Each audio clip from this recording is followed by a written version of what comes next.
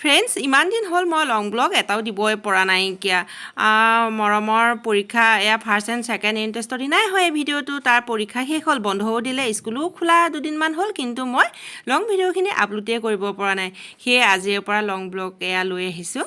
Hello' guys, কি খবৰ? আশা কৰিছোঁ আপোনালোক সকলো ভালে আছে। আমাৰ অন্য এটি ভিডিঅ'লৈ স্বাগতম জনাইছোঁ। আৰু তলৰ পৰা আহিলোঁ আৰু হাতত লৈ আহিছোঁ এটা মধুৰিআম। এইটো আমাৰ গছৰে হয়, তাকে ছিঙি আনিছোঁ। সদায় এটা এটা আনি পেলাই খাওঁ, অকণমান মানে চনচনীয়া হৈ থাকিলে খাই ভাল লাগে। আৰু আজি ভিডিঅ'টো চাই থাকিব। ইফালে মৰমৰ দেৰি হৈছে মানে তাৰ পৰীক্ষা চলি আছে নহয়। আৰু আজি তাৰ পৰীক্ষা শেষ 18 তাৰিখমানৰ পৰা হৈছিল নেকি ন? দেহে 18 তাৰিখমানৰ পৰা ষ্টাৰ্ট হৈছে আৰু আজি হৈছে 30 তাৰিখ। আজি পৰীক্ষা শেষ আৰু আজি আছে তাৰ অসমীয়া। ৰাতিয়ে মই এলমণ্ড তিয়াই ৰাখিছিলোঁ আৰু ৰাতিপুৱা খোৱাৰ পৰা উঠিয়ে এয়া খাইছোঁ। এলমণ্ডটো খাব লাগে, খুব ভাল খোৱাটো। দেহা বাই বাই। মৰম যোৱাৰ পাছত মই বোলো ব্ৰেকফাষ্টটো কৰি লওঁ। আজি চিৰাই লৈছোঁ নিমখীয়াকৈ, তাতে তিয়ঁহ কাটি লৈছোঁ। আকৌ মৰমো আহিয়ে পালেহি। আনাৰস এটা আনি থোৱা আছিলে, তাকে এয়া মৰমক জুচ বনাই দিছোঁ। সি আহি পাই কৈছে মোৰ ইমান ভোক লাগিছে মা, কিবা এটা খাবলৈ দিয়া। সি দেখা পাইতে যি ফূৰ্তি, মই যে জুচ বনাই দিছোঁ। আহিয়ে টিভিটো লগাই লৈছে, পৰীক্ষা আজি শেষ খাওঁ। আৰু ইফালে বিৰিয়ানী বনাই আছোঁ।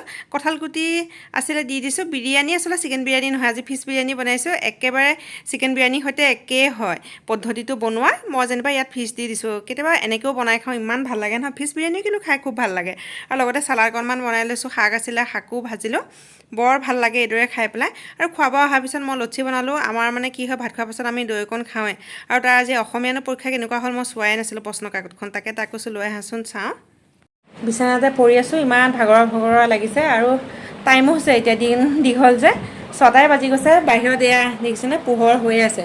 আৰু মৰমৰ আজিৰ পৰা একদম এনজয়। পৰীক্ষা তাৰ শেষ হ'ল যে, সি আহাৰ পৰা টিভিয়ে চাই আছে।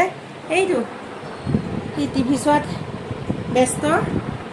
মই বোলো অকণমান ৰেষ্ট অকণমান লৈ লওঁ, অলপ পিছত আন্ধাৰে হ'বহি। এতিয়া দীঘল দিন বুলিহে পোহৰ হৈ আছে। ইয়া মই এয়া পাকঘৰলৈ আহিছোঁ। চাওঁতে গধূলা মানে 7টাই বাজি গ'ল। আৰু এইফালে চাহ উতলি আছে, লাল চাহ বনাইছোঁ। ইফালে পানী বৈ আছে, মানে গাৰ পৰা পানী ওলাই আছে। গৰমত চাহকণ খোৱা অভ্যাস, নাখালেও বেয়া লাগে। সেই অকণমান চাহ, বেছি নহয়। মৰম আৰু মই খাওঁ, এখেতটো আহি পোৱাহিয়ে নাইকিয়া। আমি চাহ খালোঁ। এওঁ দোকানৰ পৰা আহি পালেহি, বেগে চাহকাপ বনাই দিছোঁ। আহি পাই চাহখন খাবলৈ বিচাৰে। আৰু বজাৰো লৈ আহিছিলে।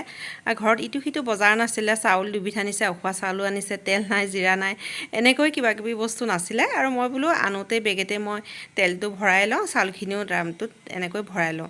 আৰু ৰাতিৰ আয়োজনে চলিয়ে আছে। ৰাতি অকণমান বেলেগ হ'ব খোৱাটো, বেলেগ মানে বৰ বিশেষ বেলেগ নহয়, ৰুটিয়ে বনাইছোঁ।